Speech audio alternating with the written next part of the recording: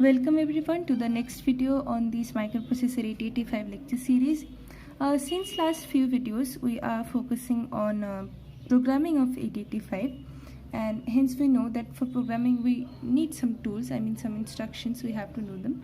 So there are 5 instructions groups. I've completed 3 of them, and the next one is branch control group, and this is probably the most important group. You will obviously understand that why I said so, but this is the most important instruction group, and today we'll study this. So if you know at least the basic of programming, we all know that we need loops. Okay, so what is looping? Looping is when we want to do a task repeatedly, we just put it into a loop, right? So in today's video we will learn that in assembly language, or obviously because while 8085 microprocessor was in the market, the instructions were written in assembly language. So we will know that how with the help of assembly language we can create loops and perform some particular task. So the first instruction of branch control group is, first of all, we can divide the branching into 2 parts: conditional and unconditional. So the first instruction is unconditional. What is it? Jump, then there is a label. I think you can notice that I put in a colon here, sorry. For a programmer, when we write a program, we write JMP and there is a name. In programming we call it as label. Whatever you want to, you can write there, like up, down, back, your name, whatever you want to. So I will just write loop, probably loops. Okay, so as a programmer what we write is loop. For microprocessor it is an address. How? Let me show you. Probably we have written a program like this: line 1, line 2, line 3, line 4. Now this is how it goes. So we know that PC, or the program counter, holds the address of the instruction which is currently executing. PC holds the address of the instruction needs to execute next. When we write this program, probably on memory it starts from usually it's initialized with 0000, but as I have just writing here 4000. So first the address was 4000. Okay, so line 1, this is on 4000. When we will come to line 2, it will become 4001. Line 3, it will become, again it will increment it. Now maybe there comes a situation. In this situation I want the MUP to be not to 4003, it has to go to the address 4005 and then execute it. So now here what we are doing, we are jumping from 4002 to 4005.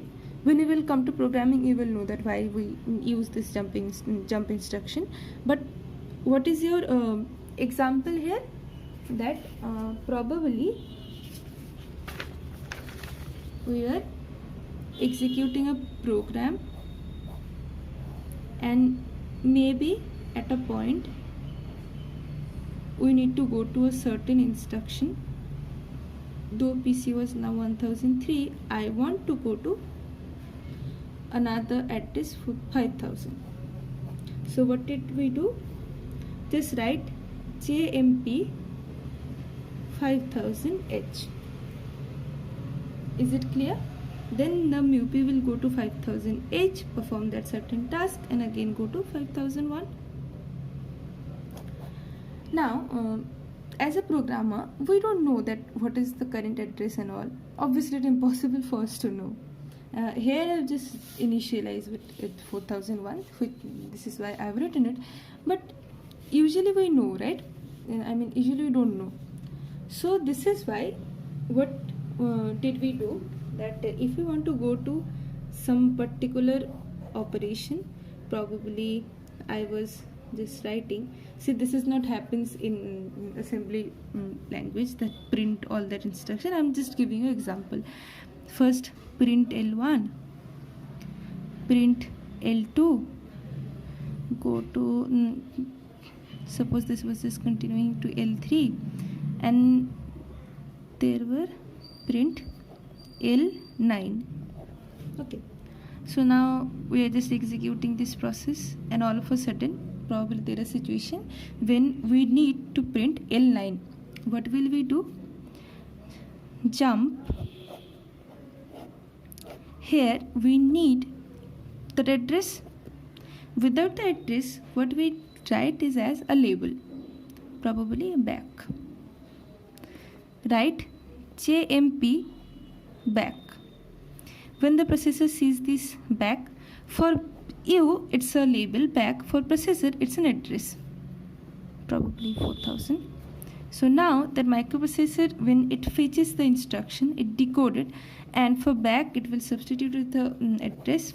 For my MUP it will become 4000, jump 4000, and now it will go to this place. Clear? Let's move on to the next instruction. That was the only unconditional jump in branching control group. The second is conditional jump, and in conditional jump there are these instructions: jump if carry, jump if not carry, jump if 0, jump if not 0, jump if even parity, jump if odd parity, jump if positive, jump if negative. Okay, these are the instructions. Don't worry, I will discuss in detail. But what you have to notice here are two things. First, I said jump if carry. Jump if carry. If means there is a condition. This side is conditional jump. And if you notice that all these things, all the instructions are carry, 0, parity, and plus minus means sign probably. All these terms are related to flag registers. Now why these instructions are like this, that why only flag registers are used and all, you will obviously notice them later in the lecture. But remember one thing, that conditional jumps are based on the value of flag registers. Okay, so let's see what are they. First, jump if carry means probably if you have performed a addition, and then the carry generates, and now the carry flag is 1. So the next instruction is JC 2000. Okay, now the PC comes here, and MUP fetches this instruction, jump if carry 2000. First it will go and check the carry flag. The carry flag shows that it is 1, so means there is a carry, so it will go to location 2000. And if it generates no carry, then probably it says that jump if no carry, go to 4000. Clear? Same with others. Jump if 0, if after. Okay, so you know that flag registers hold the value of the current instruction. You know, whatever you are doing, after performing any instruction, the flag register changes because it holds the value of the instruction currently executing. Okay, so probably I performed operation, your 0 flag becomes 0 or 1, whatever. It will come and check that whether it's jump if 0 to go to an address, jump if not 0, go to another address. Same with if jump if even parity, jump if odd parity, jump if minus, jump if not minus. I mean, if there is an operation and your result become negative, so obviously your sign flag was set to 1. So microprocessor will check that whether the sign flag is 1. If it is 1, then go to the address you want, otherwise no. So this was unconditional jump. With this instruction, what are we going to do? We're going to learn looping, how to perform loops, create loops in assembly language. Okay, I think all of you know at least the basics of C programming. and I always believe in comparative study. So I will give you an example of looping in C programming and then compare it with assembly language programming. I hope it will find you easy. So in C program, what we does is, for, probably I'm here using a for loop, okay?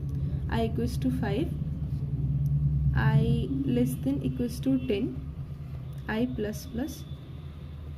In this loop we will write something, then close the bracket. What happens? We initialize I with 5, set a condition that it will only go to 5 to 10, and after each step we just increment it by 1. What happens? I equals to 5. Is it less than 10? Yes. Okay. First go and print loop. Come out. I will get incremented. It will become 6. Is it like less than 10? Yes. Then again it will print the loop. Then increment it again. It will become 7. This is how it will come to 10, when it will say that okay, this is 10 equals to 10. Now for the last time it will print a loop and then execute it, right? So what happens in assembly language programming is, okay, there are two types of loop, right? Finite loop and infinite loop. So just for the sake of like I want to make sure that all of things are arranged. So first let us know that what is infinite looping. Infinite looping is when the condition is always true, right? So probably I was writing some instruction.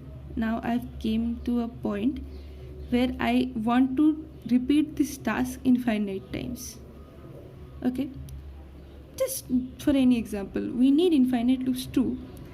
So what will we do?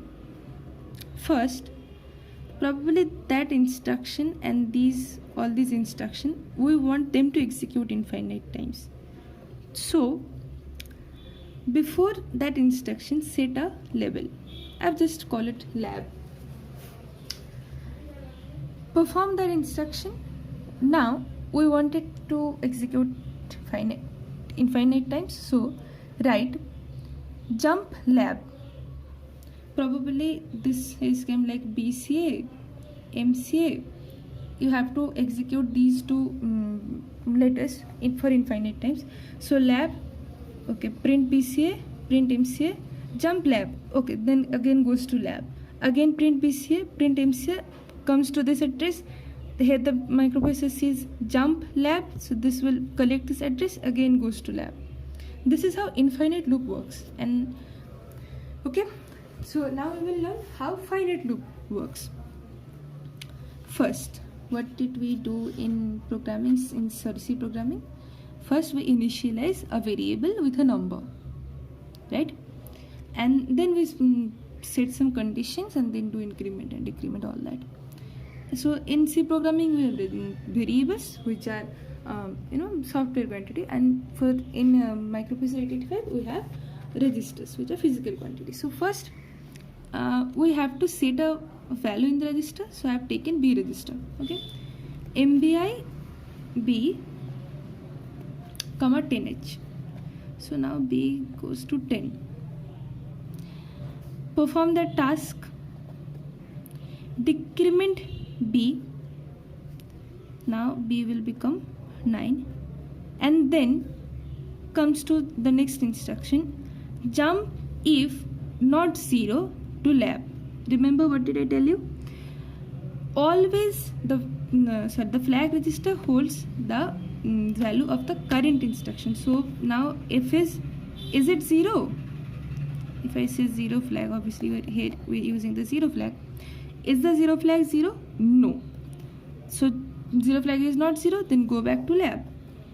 Now B becomes, now B was 9 here, right?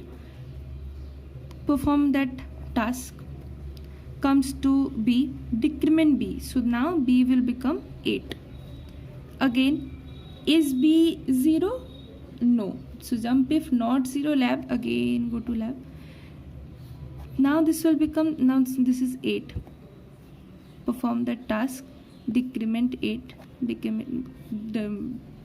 it will become 7. In this is how it will proceed, and after a certain point this will become 0 1, right? It will perform decrement B. So now BC will become 0 0. Then jump if not 0. But now BC becomes 0. So your 0 flag will set to 1. Now it will check the 0 flag, that is it 0? Yes. So it will not go to lab. Now it will come to the next instruction. Am I clear? If not, let me do this again. First, MVI, take in another register D, comma 0 5. There is a task, probably print microprocessor. I want to print microprocessor for 5 times. What can I do? First, so B becomes 0 5. It comes to the next instruction. Let label it with back. It will print. So now your B is 0 5. It will print MP, goes to DCR D. Sorry. So now it will become, D will become 0 4. Jump if not 0, back. It will check D. The maybe will check D. Is D 0? No. Then go to back. Print MP. Come to DCR D. It will become 0 3. Z and Z, back. Print MP. DCR D 2. Back. Print MP. DCR D 0 1. Back. Print MP. DCR D 0 0. Now the 0 flag is set to 1. Will it go back? No. It will produce the next instruction. But how many times we have written the MP? 1, 2, 3, 4, 5. So whatever the value is in the register, it will till that much time the loop will continue. Okay. Now here is just a what can I say? It's just for additional knowledge. What register should we use to hold the count, that how many times we want to the loop to goes on? There are several registers A, B, C, D, E. Sorry, A, B, D, E, H, L. Okay. Which register should we use? Actually, my question is, which register should we not use? Can you answer? Right, accumulator. Why? See, accumulator is the most powerful tool of MUP, and there are several instructions. I think if you have watched some previous videos on logic instruction, we know that there are implied instructions which can only work on accumulator. So within this, we can perform some task using the MUP. Each time the accumulator can get changed after the decrement and increment, whatever. So what should be your task? That whatever in the instruction is going on, for that time A should be constant. It shouldn't change, right? But if we use A register here, then each time it will get incremented or decremented, and we will lose the value. So this is why, just remember one thing, that use B, C, D, E or HL, these 6 registers, not A, because each time we work with a loop, the values or the address is going to be lost. The last instruction, and probably the trickiest one, which is call instruction. Actually, this is not really tough. I don't know why people think that it is going to be something that we don't understand. I think probably the basics are not clear. I think now you have known what is jump and what is conditional jump. I think you can form some loops also. What we will do now is call instruction. Now while we write some program, we use functions, right? User build functions, probably sometimes the inbuilt functions also.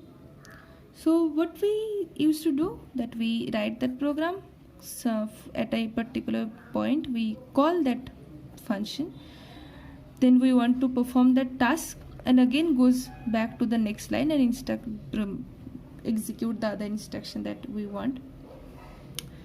So how does that is going to work in MUP? First, in assembly language, the functions are called as subroutines. So I will here from now I will use the term subroutine. But first, let's focus on some basics. Like, do you know that how we measure the size of an instruction? Okay, I will teach you. For any instruction or any probably we should use the word opcode. Any opcode, it holds the size of 1 byte. This means for jump instruction in memory, we just need one memory location, 1. But after jump, there is an address, and address is a 16-bit memory address. So 16-bit means 2 bytes. So for that, then again we need 2 other locations in the memory. And as we know, lower byte lower address, higher byte higher address, so 0020. So whenever we saw something like this, probably JMP 2000, what usually happens, probably this was your address where it was executing, PC was 1000. When PC sees this address, first when it is jump, the MUP understand that we have to jump. But first it fetches, so in memory it will go for JMP. PC executes 1001, then it will fetches 00. So in memory it goes to 00. Again PC gets incremented and 1002 for 20. Memory it comes 20. Now we want PC to be 2000, right? But PC was 1003 as it increments every time. So how that PC receives this address 2000? Because now you remember that we learned somewhere is called the temporary register. Okay, so WZ, these are the 2 temporary registers, right? They hold this address WZ 00 and 20. So MUP will now send this address to PC. PC will become 2000, goes to that instruction and perform the task the user want the MUP to do. This is how our instruction executes. Okay. Why did I tell you now? Because in call instruction it is very important to know this concept. Okay. So what happens in call instruction? The PC was doing his job. Now probably at a point we see call 4000, means I've written the address, you know that there will be a label or something, the function name I mean 4000. What I have to do? Go to 4000, perform your task or perform the function,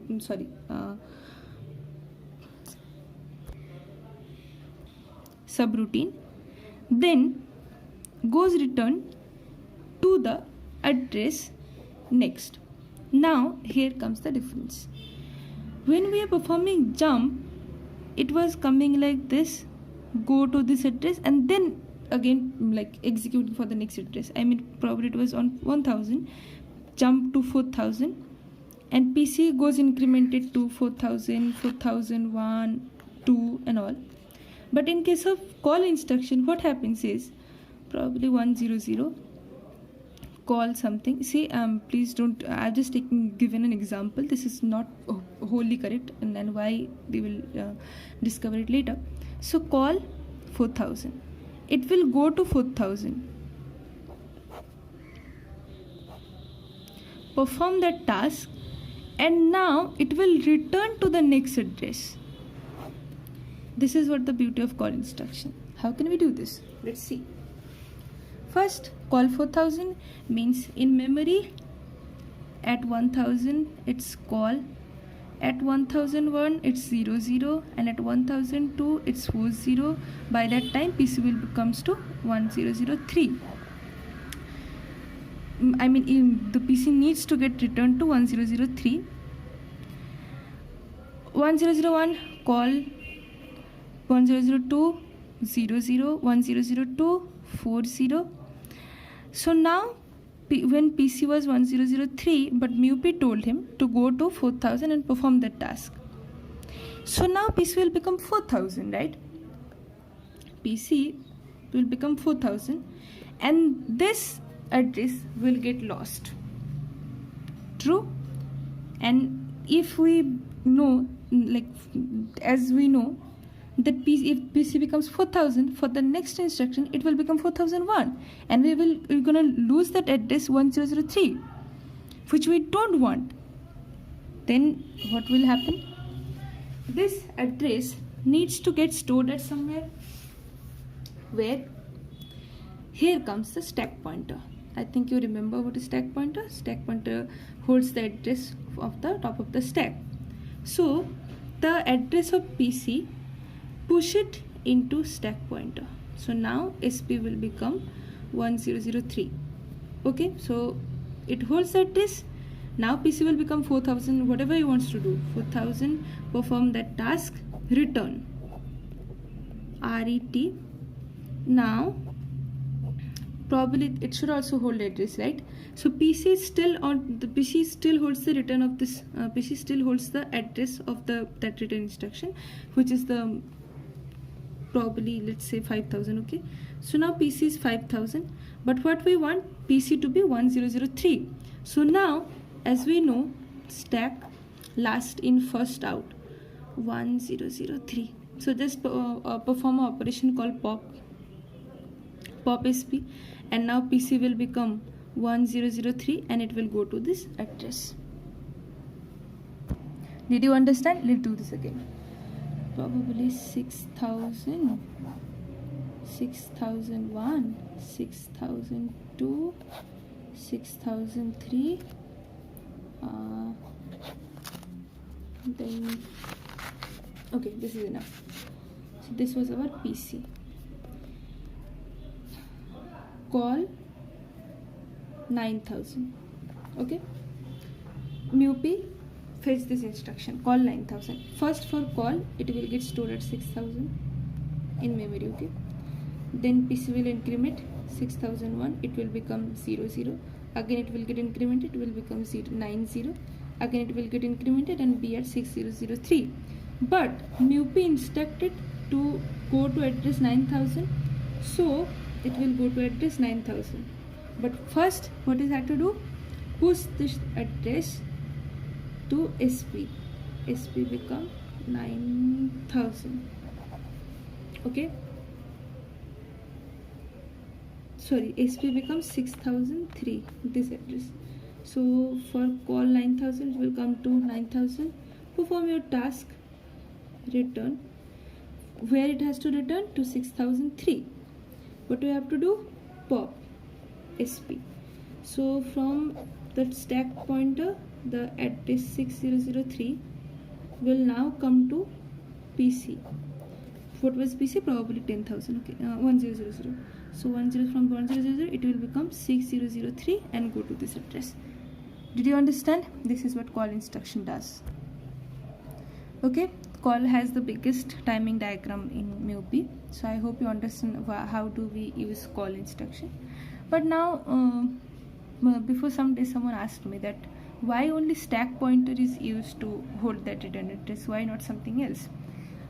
Because the simple answer is nested looping. How? It's not necessary that there will be only a single function.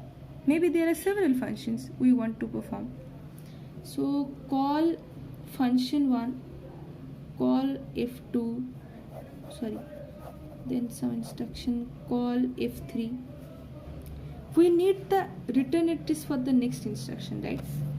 So for what call does is 1, 2, 3, goes 1, 2, 3. First, push that return address. So it is 1000. Okay, so for top of the stack it was 1000. Then again push 10,000 probably 2,000, it become 2,000, then again push 3,000, but the last function has to return the address first, last in first out. Okay, so we need the return address of this function first. What we need, what data structure do we need? Stack, obviously. Just pop, it will pop 3,000. Now on the top of the stack is 2,000. Again just pop, it will pop 2,000. Again pop, it will pop 1,000. This is why stack pointer is used, because of that last in first out quality. So this is your branch control group. Probably for this 30 minutes you think that it's easy and all, but when we revise that, it becomes a little bit trickier. I think you all understand. If not, then let me ask in the comment section, and for notes you can email me. Thanks for watching.